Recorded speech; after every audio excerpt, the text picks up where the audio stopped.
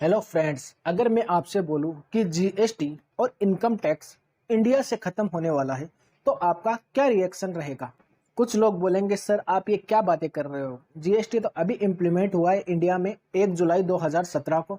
ये अभी तो इंडिया में आया है और आप कह रहे हो खत्म हो जाएगा। ये अभी सही तरीके से इम्प्लीमेंट तो नहीं हो पाया। और जीएसटी में रोज रोज एक नया चेंज होता है, कभी जीएसटी रिटर्न में, कभी जीएसटी रजिस्ट्रेशन में, कभी किस चीज में। और आप बोल रहे हो जीएसटी और इनकम टैक्स दोनों खत्म हो जाएंगे, ये आप क्या बात कर रहे हो। तो मैं ये बातें हवा में नहीं कर रहा हूँ, तो ये बहुत जल्दी पॉसिबल हो सकता है। मैं बात कर रहा हूँ कंप्लीट न्यू टैक्स प्रोसेस, जिसका नाम है बीटीटी। तो आप कहोगे सर ये बीटीटी क्या है। तो बीटीटी एक ऐसा टैक्स का सिस्टम है, जिस भी दिन ये इंडिया में आ गया, फिर चाहे वो जीएसटी हो, इनकम टैक्स हो, इनडायरेक्ट टैक्स हो, डायरेक्ट टैक्स हो, लेकिन कस्टम को छोड़कर वो ड्यूटी होती है, तो उसको छोड़कर जितने भी टैक्स है वो खत्म हो जाएंगे। बीटीटी का फुल फॉर्म होता है बैंकिंग ट्रांजैक्शन टैक्स। जी हाँ, बीटीटी के आने के बाद जो आप सबसे बड़ा चेंज देखोगे वो ये देखो कि इंडिया में ना तो जीएसटी लगेगा और ना ही लगेगा इनकम टैक्स। सिंपली एक ही टैक्स रहेगा, जिसका नाम रहेगा बैंकिंग ट्रांजैक्शन टैक्स। और ये टैक्स कैसे आएगा, कैसे इसमें टैक्स पे करना पड़ेगा, इसी के बारे में हम इस वीडियो में बात करेंगे। तो सबसे पहले आपको ऐसा लग रहा होगा सर अभी तो जीएसटी आया है, ये अभी तक सही तरीके से इम्प्लीमेंट भी नहीं हुआ, तो बीटीटी अगर आने वाला भी होगा तो इसमें बहुत ज़्यादा टाइम है। तो ऐसा नहीं है, मैं आपको बता दूं कि बीटीटी ऑलरेडी टेस्टेड हो चुका है। ऐसा नहीं है कि बीटीटी कोई नया कॉन्सेप्ट है।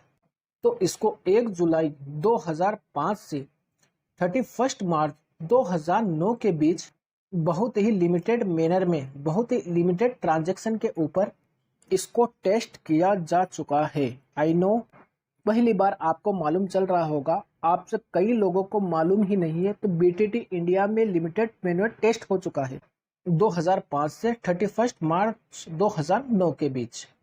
तो जो है ये टेस्टिंग फेस में था, तो इसका जो रिजल्ट आया वो इतना पॉजिटिव नहीं था।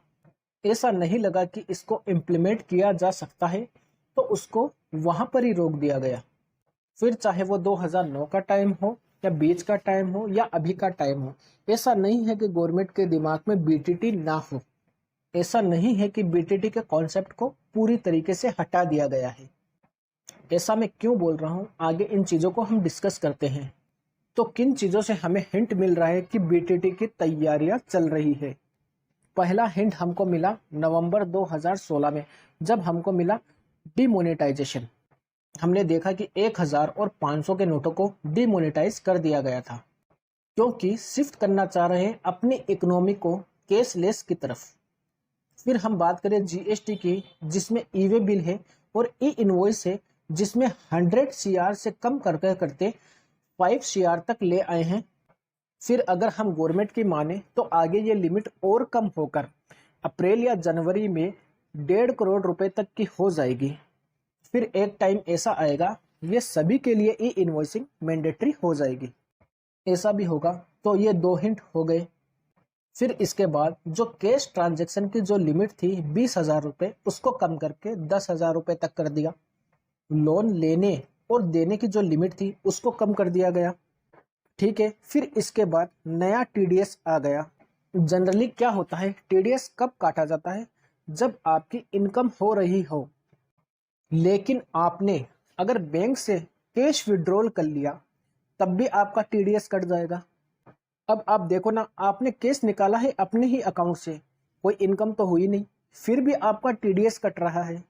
इनकम नहीं होने के बावजूद भी आपका टीडीएस कट रहा है, तो यह एक नया टीडीएस जारी हुआ। इसके बाद पैन और आधार कार्ड को लिंक करना मैंडेटरी कर दिया गया है और सभी के जन धन अकाउंट ओपन कर दिए गए और जगह जगह पर यूपीआई आ चुका है। आप देखो पिछले 6-7 सालों में यूपीआई का जो चलन है वो बहुत ज्यादा बढ़ गया है और भी बहुत कुछ चेंज किया गया है। आप देखोगे कि कहीं ना कहीं गवर्नमेंट का जो फोकस है वो इसी चीज पर है, और गवर्नमेंट का फोकस इस चीज पे है कि लोग कैश में ट्रांजैक्शन कम से कम करें, बैंक से ज्यादा ट्रांजैक्शन करें। फिर क्या होगा कि पेपर जो करेंसी है वो धीरे धीरे धीरे मार्केट से गायब हो जाएगी और सब कुछ हो जाएगा बैंकिंग के थ्रू।